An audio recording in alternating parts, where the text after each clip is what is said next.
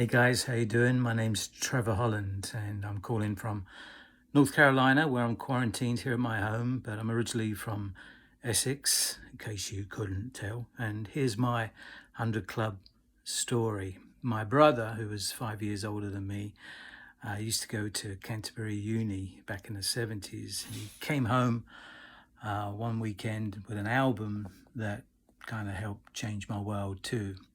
And this particular album you probably recognize by the group Culture, a reggae band from Jamaica. This is actually my copy, not his. But this album just really helped me develop a real interest in reggae music. And Two Sevens Clash is still an epic album. Anyway, so after hearing this album, I just really wanted to see this band. So my brother also subscribed to the Sounds music paper, I'm sure you're aware of. And summer of 78, I wasn't quite 16. I was in my last year at school.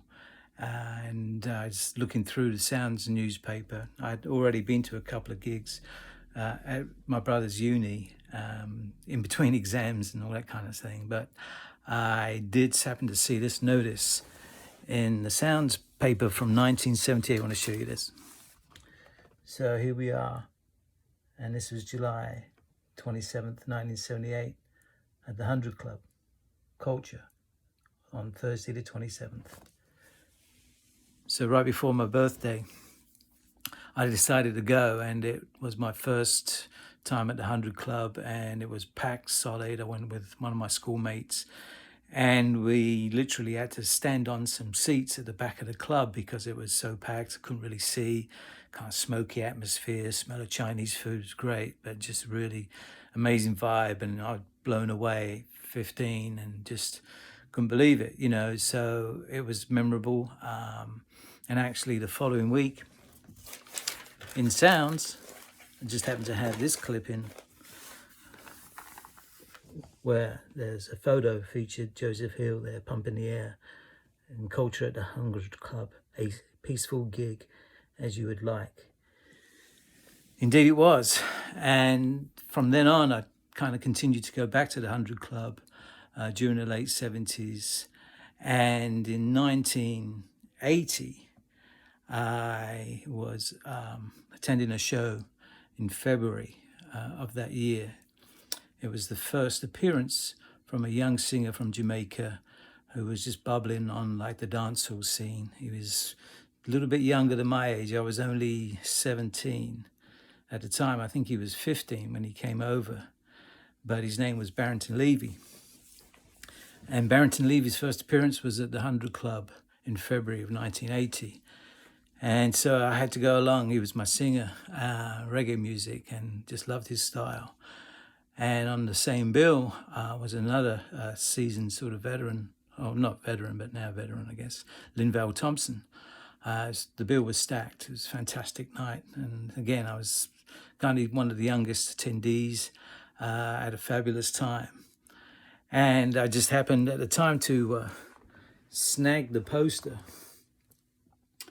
off the wall at the club and still have it framed here. As you can see, Thursday, February 28th, 5-star presentation featuring Barrington Levy with Linval Thompson and plus a Sunshine Steel Band, Maroon's Tunes, and of course Chinese food there.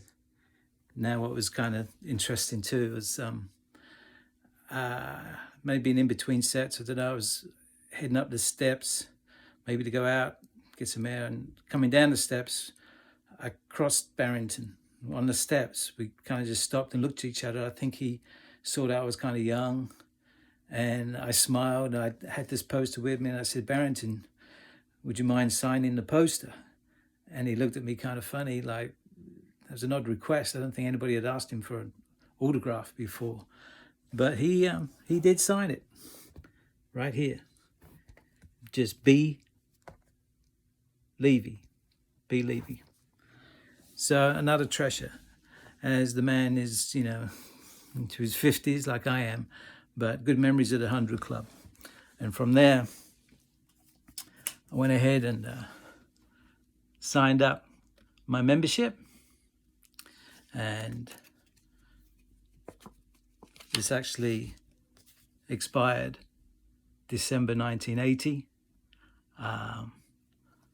Proud member that I was.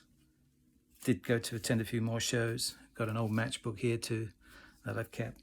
So I love the 100 Club, love you guys, and thanks for all the great memories. Cheers.